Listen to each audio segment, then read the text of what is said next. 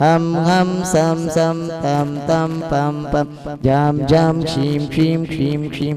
Dram dram ध्रीम द्रीम द्रावय द्रावय नमोर्ति Bhagwati Shrimati ओम ह्रीं क्रों मम पापम खंडय खंडय जय जय द भज भज पाजे बाजे ओम नमो अरम छम क्षीम क्षीम खम स छम वम र य स क्षाम क्षीम क्षूम क्षैम क्षोम क्षौम च क्षीम राम ह्रीं रूम ह्रैं रोम र द्राम ध्रीम द्रावय द्रावय नमो अरति भगवती श्रीमती ठठ श्री मयूष मुकेश भाई मणिलाल शाह प्रज्ञाबेन ऋचा धृति धार्मिक हेतांश दाहीबेन मंडी निवासी सूरत परिवारस्य सुभाष चंद्र जैन विपिन जैन अर्णव जैन आर्जव जैन विपिन जैन खंडारी जैन पिंकी जैन मंजू जैन राजगढ़ कॉलोनी दिल्ली निवासी परिवारस्य श्री विमल चंद्र जी जवले प्रशांत जी राहुल जी विजया तेजल प्रेमलता रिया मानवी दिव्यल नांदुरा निवासी परिवारस्य श्री शांतिलाल जी अजमेरा परिवारस्य हिमांशु जैन तेजस जैन परिवारस्य यश जैन रोहित जैन परिवारस्य रविंद्र नस्करी यवतमाल निवासी परिवारस्य सुरेंद्र कुमार वीरेंद्र कुमार जैन ग्वालियर निवासी परिवारस्य कांति कुमार बंड विजय जी बंड पारस जी बंड अनुराग जी बंड परम जी बंड परिवारस्य श्रीरस्तु वृद्धिरस्तु तुष्टिरस्तु पुष्टिरस्तु शांतिरस्तु कांतिरस्तु कल्याणमस्तु स्वा एवं अस्माकं साकार सिद्धर्थम सर्व विघ्न निवारणतम सर्व श्रीमद् भगवत अरद सर्वज्ञ परमेष्टि परम पवित्राय नमो नमः। समस्त शांति धारा करता परिवार से श्री शांति भट्टारक पाद पद्म प्रसादात सद्धर्म श्री बलारोग्य ऐश्वर्य वृद्धिरस्तु सद्धर्म स्वशिष्य परशिष्य वर्गम प्रसन्नतु न। जब भी कोई व्यक्ति अपने आत्म स्वरूप से बाहर निकलता है तो वह पांच इंद्रिय के विषयों में जुड़ जाता है और पांच इंद्रिय के विषयों की सुहावनापन असुहावनापन दोनों का भेद करने लगता है। लेकिन जो योगी होता है वो योग परायण व्यक्ति कभी अपने आत्मा से बाहर नहीं निकलता है।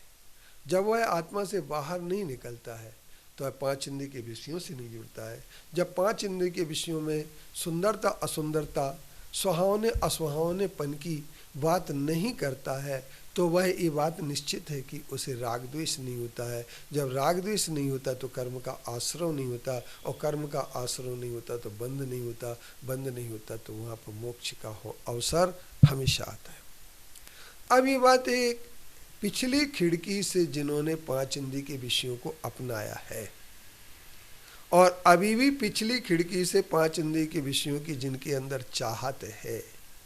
जो परिग्रह वान बनना चाहते हैं अपरिग्रह पने का अनादर करके।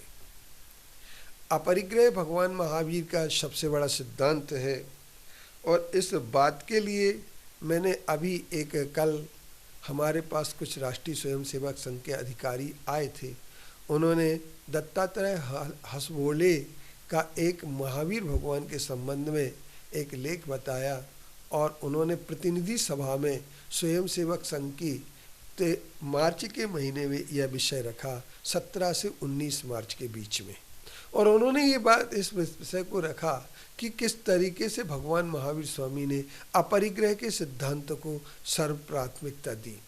और भगवान महावीर स्वामी के अपरिग्रह के सिद्धांत मानने वाले सभी जैन जनों में यह बात व्यवहारिक रूप से नहीं देखी जाती है। क्योंकि व्यवहारिक रूप में हमें ये देखा जाता है जब कोई भी जैन साधना पथ पर चलने वाला व्यक्ति यदि वस्तु स्थिति को भूल करके अपरिग्रह के सिद्धांतों को भूल करके अपरिग्रह की बात को भूल करके यदि वह अपना लेता है वस्त्र को, पात्र को और दंड आदि को, तो यह बात सामने आ जाती है कि वो व्यक्ति निश्चित तौर पर साधना के पथ में अपरिग्रह के सिद्धांत पर भटक गया है।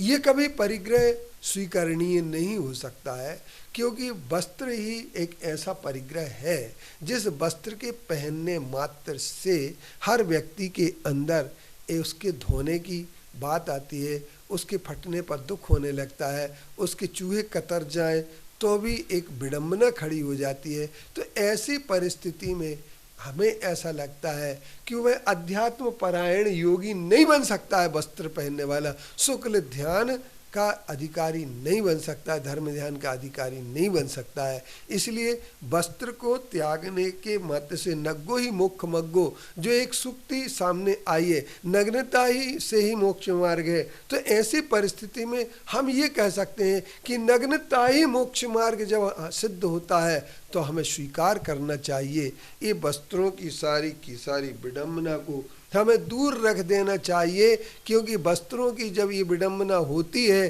तो वस्त्रों की विडंबना होने पर हम सारे के सारे लोग एक बार वस्त्र से जुड़ करके शस्त्र तक पहुंच जाते हैं।